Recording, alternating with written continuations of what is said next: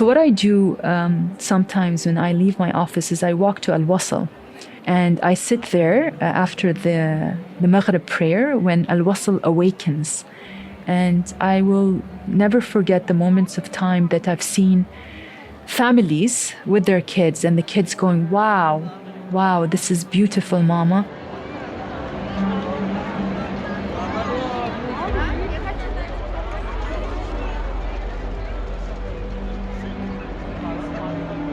And just seeing them get so engrossed with it, these moments are precious, and I will surely miss them. That was emotional.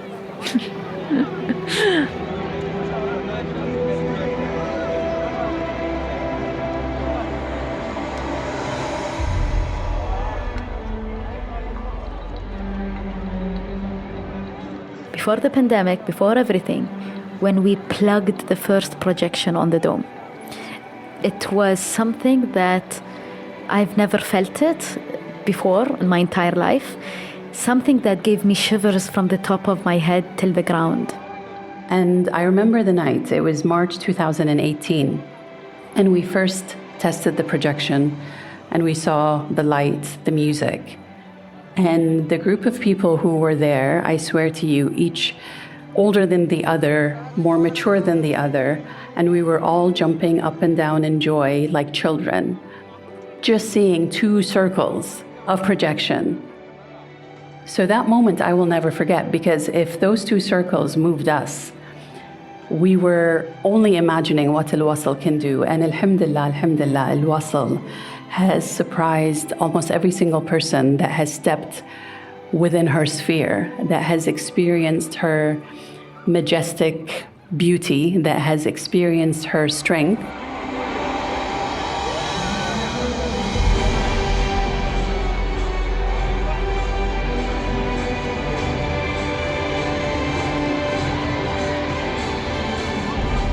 She can be very loud at times, but also extremely soothing.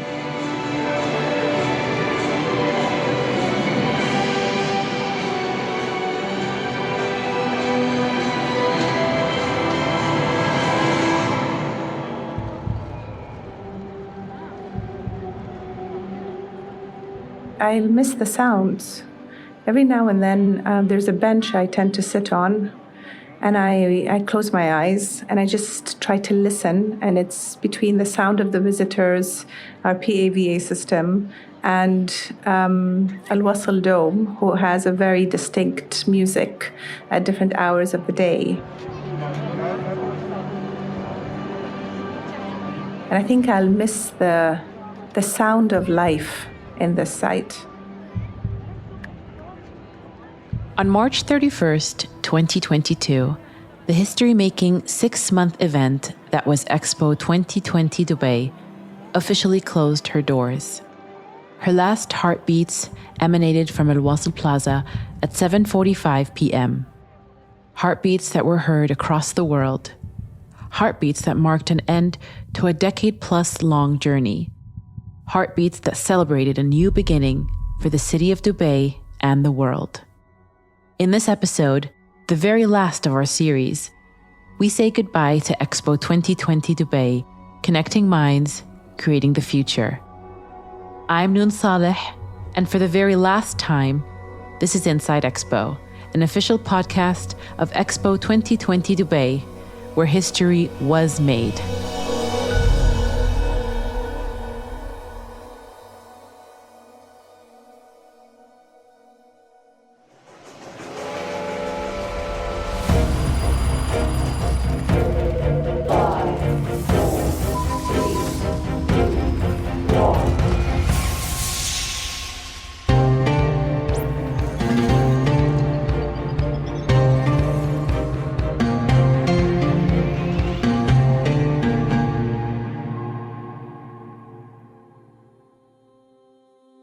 It's hard to crystallize one favorite moment. Her Excellency Reem Al Hashimi, the UAE's Minister of State for International Cooperation and Director General of Expo 2020 Dubai. There are many. I'll give an example of one that happened just a few days ago. There's this incredibly adorable family from Zaid, not too far from here, who have been coming to Expo every opportunity they get. And they have these little kids, say maybe three boys and two girls, all under the age of 10. I've been here every single day and I see them all the time. God bless them. They know the site really well. And I was walking with the head of a delegation of a country, and they just so casually, said, "Oh, Hazar, can we take a picture with you and your guest?" And, this confidence. And then they asked him, "So where are you from?" And these are little children, like they're barely 100 centimeters. And they're here talking to, a head of government with such confidence and with such hospitality. And this is their home. Forget about us as organizers. Forget about us as, Expo's management. They feel that this is theirs to show the world. And I think there's something very special about that moment that I remember very fondly. It's a feeling of, we overcame collectively. And as we've overcome, we've overcome not more bitter, but more hopeful, more excited about what the future can unfold. And we will be part of that unfolding.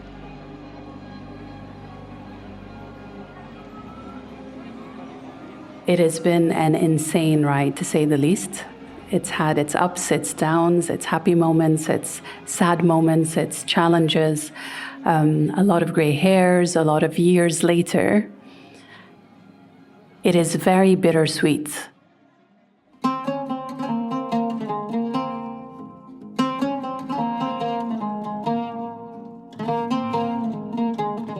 Manal Al-Bayat, Expo 2020 Dubai's Chief Engagement Officer. She takes us back in time to the moment when it all first started.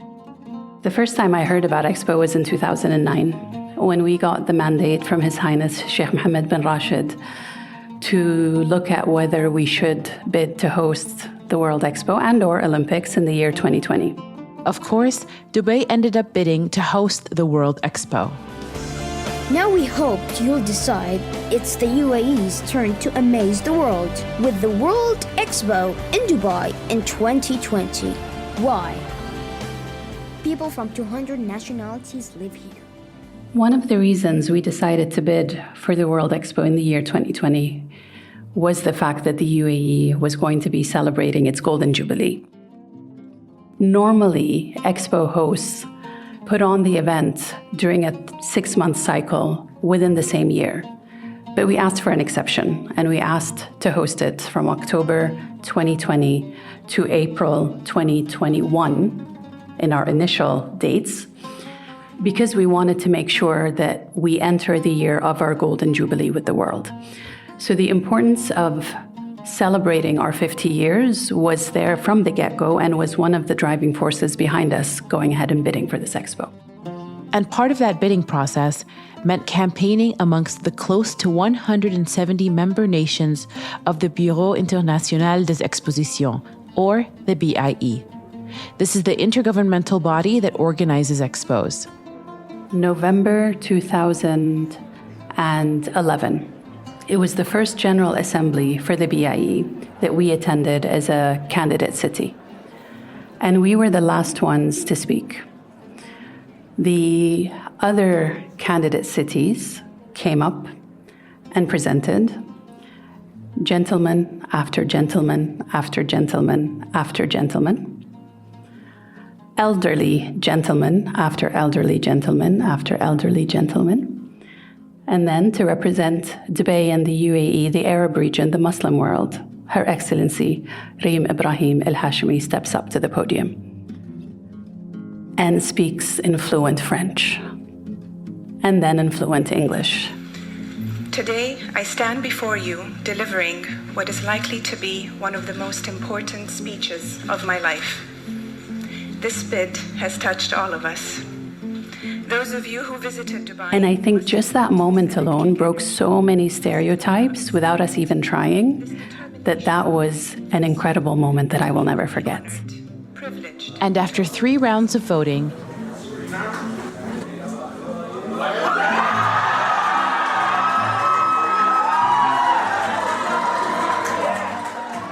Dubai won the bid by a landslide against its competitors in Ekaterinburg, Izmir, and Sao Paulo. The 27th of November 2013, a date that I will never ever forget. dalam Expo 2020 Expo 2020 دبي المعرض الذي Expo 2020.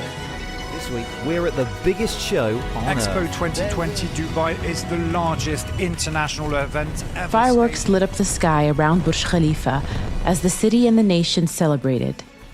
This was not only a milestone in the Expo journey, however. It was a challenge to make history and extend Dubai's legacy as the home to many world firsts.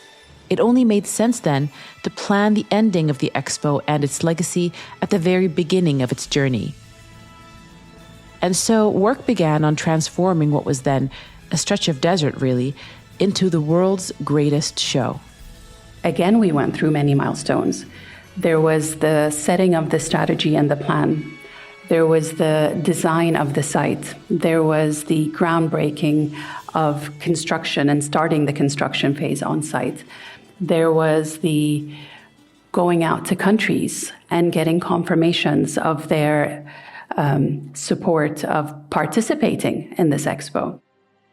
And on September 30th, 2021, after the COVID-19 pandemic delayed the event for an entire year, the opening ceremony of Expo 2020 Dubai was held at Al Wasl Plaza.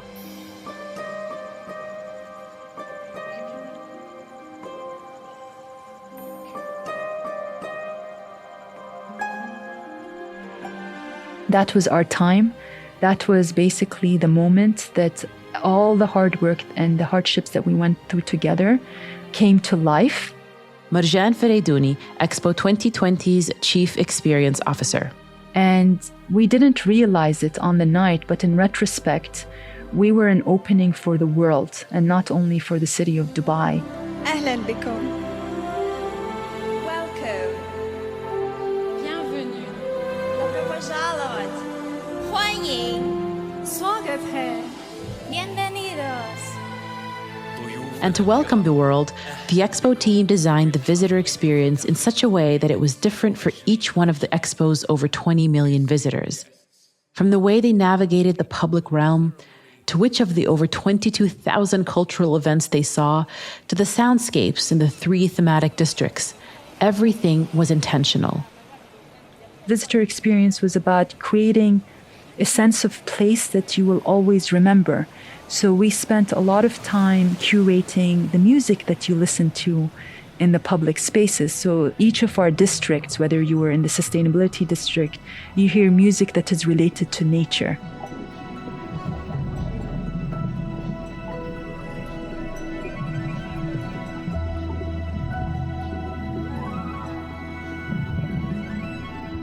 Same goes to mobility. You hear drummings from all over the world.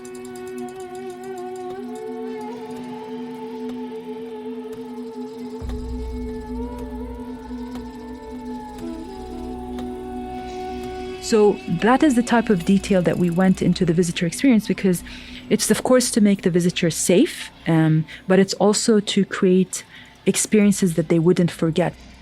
Marjan also oversaw the Expo School program, which welcomed nearly 1 million students through the Expo's entry portals over the course of 6 months.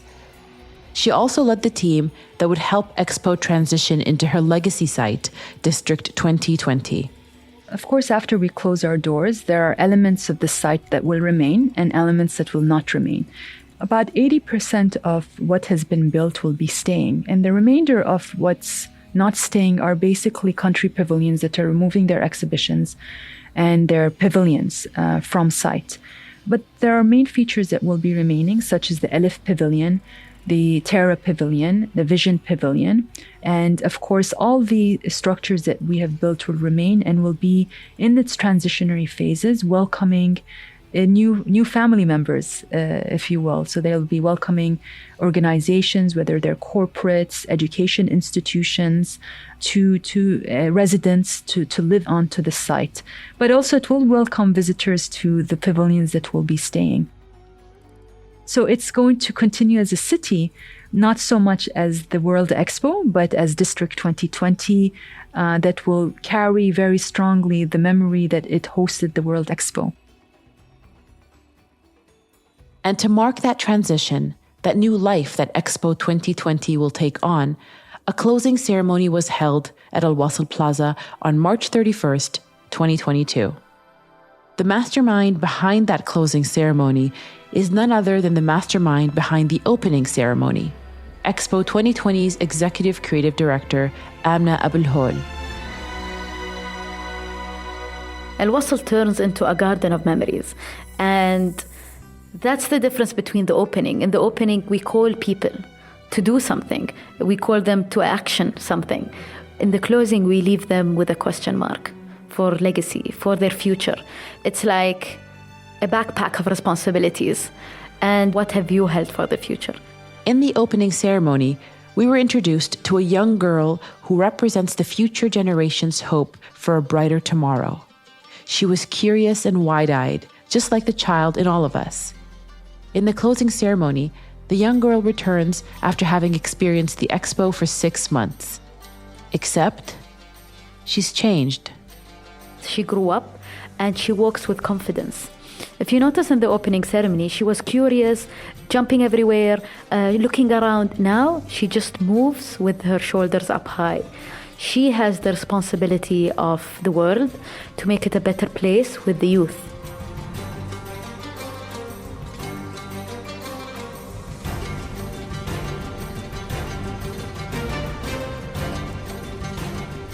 What we did with the closing ceremony is we literally wanted the dome to cry and say goodbye. What's interesting is we saw a humongous ring that came down with the song of As Tears Go By. And Al Wasl as a woman was like a duet with the young girl on the main stage. And suddenly we see the ring showers with water. You literally see water coming down the ring while it's descending to the stage. And the girl is curious, she's touching the water, she comes back to show Al Wasl, but it's the moment of a goodbye. And the girl don't want Al Wasl to leave. So the attachment situation was choreographed in a very delicate way, where Al Wasl would take on the water from the girl's hand, hold her shoulder, but it's the last goodbye. And when the ring enters the ground, I would say the stage, Al Wasl disappears. You don't see her. You only see the young girl with a developed new dress. She took elements from Al Wasl, and she's our future. And that moment came after its silence, the silence of what just happened. We reflected that everything is gone. And then for every end, there's a new beginning. And this is where the site burst with fireworks. And the song of A Million Dreams came up, and the site boomed up again from darkness and silence into a new life.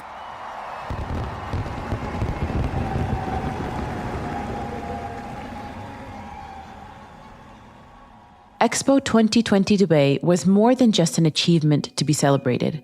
It was, in its own way, a celebration. A celebration of 50 years since the Emirate of Abu Dhabi participated in the 1970 Expo in Osaka, Japan.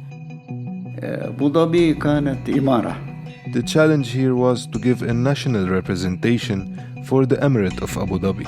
We were able to a celebration of the UAE's Golden Jubilee, 50 years since the formation of the Union. 50 عاماً من أنامل نسجت الطبيعة بالعلم. 50 عاماً كنا ونبقى وطن الإنسان.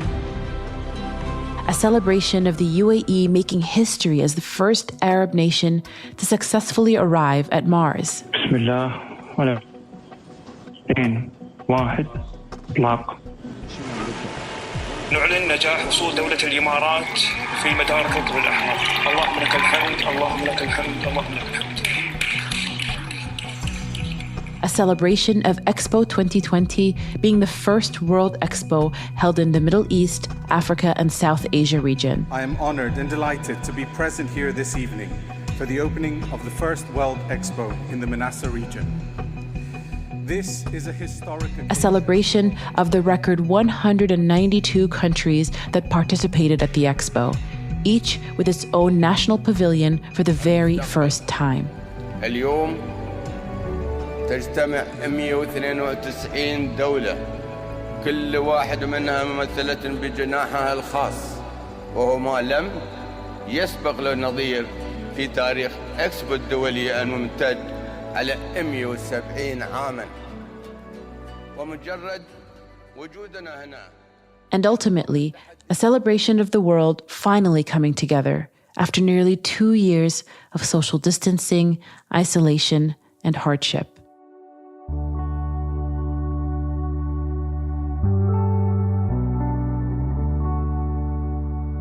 COVID-19 has truly tested the strength of relationships between countries and communities near and far. What I have witnessed personally, however, within our own Expo community is an indomitable spirit committed to collaboration. The Expo happened not during that pandemic, but despite that pandemic. Here's Her Excellency, the Director General again. And it's hard to divorce the Expo from the context at which she was held. She was held at a difficult time, and she was able to highlight and project strength and confidence in all of us. You know, that is not something that we can distance ourselves from. We find incredible confidence in the continuous resolve of the visitors that come through, the business delegations that come through, the government leaders that come through, both ours and from around the world, to celebrate and to talk about and to debate where their nation is and what plans they have for the future.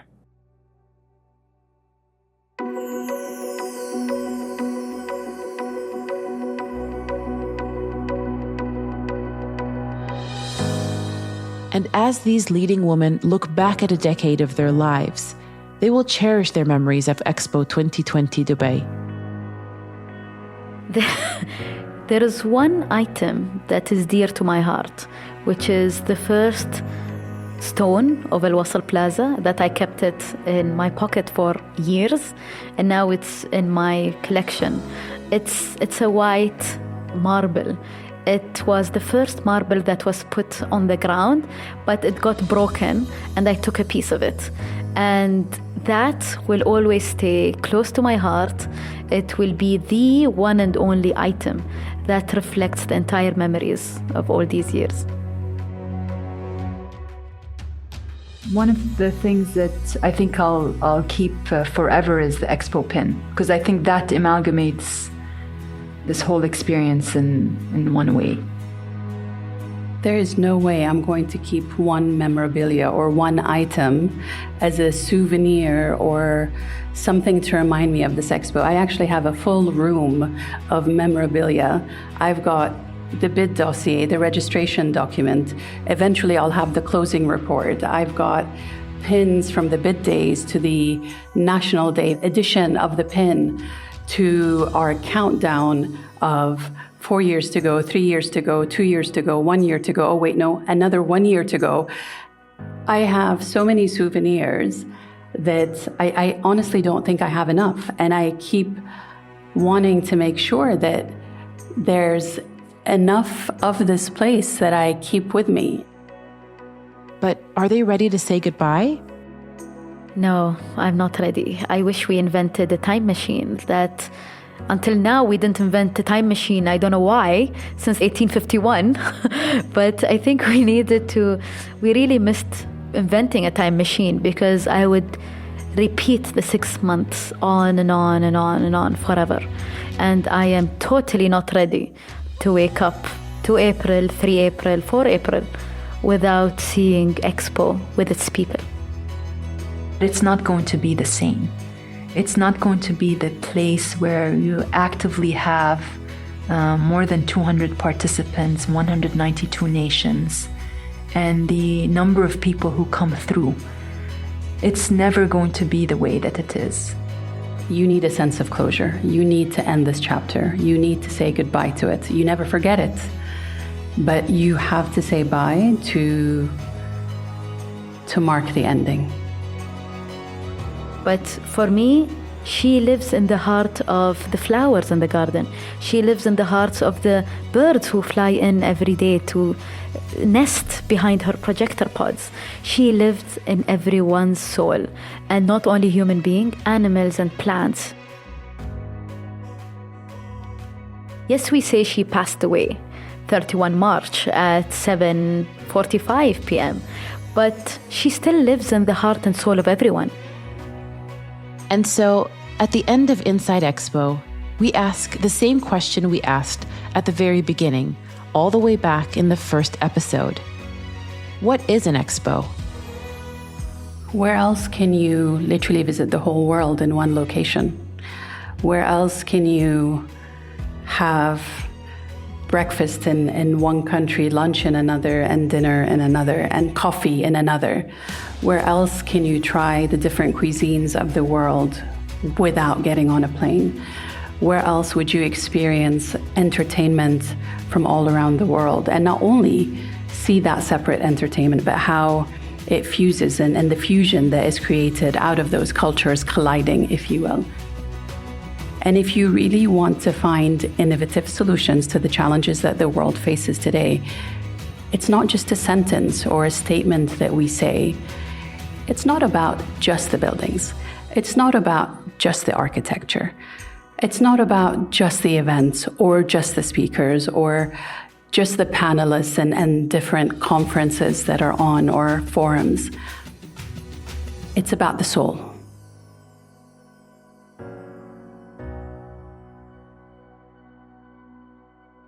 I think Expo Dubai proved what was possible. We see now the theory play out in action. So we talked a lot about connecting minds to create the future, but then we had programs and initiatives during the Expo that really brought it to light in a very strong way.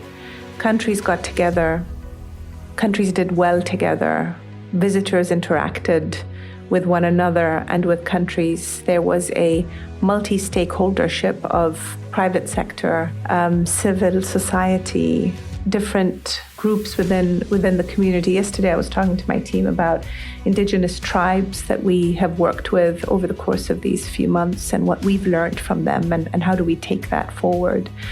You know, these are the kinds of things that I think don't fizzle away. They just don't. You don't just bring people together. You bring people together, you do something good. And I think we all did something very good together. And so the impact is that together works, and together matters, and together can happen. And that is hopeful, and it's inspiring.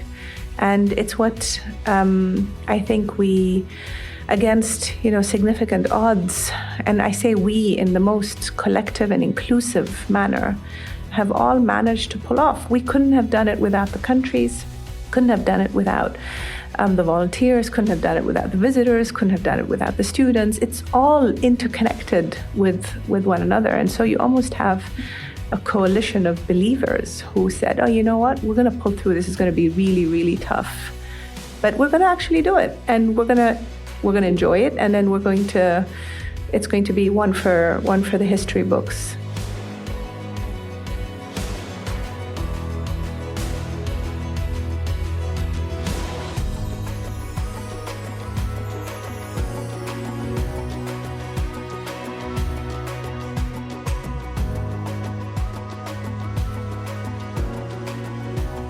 And history, indeed, was made.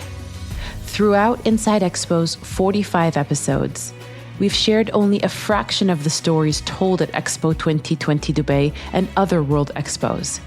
Stories that took us from Earth to space. Stories of humans inspiring one another for change. Stories about our rich past and challenging present.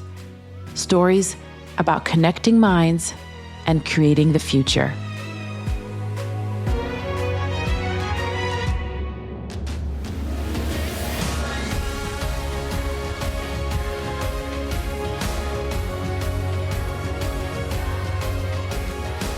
Inside Expo takes you behind the scenes at Expo 2020 Dubai, sharing our stories and others across the 170-year history of this global event.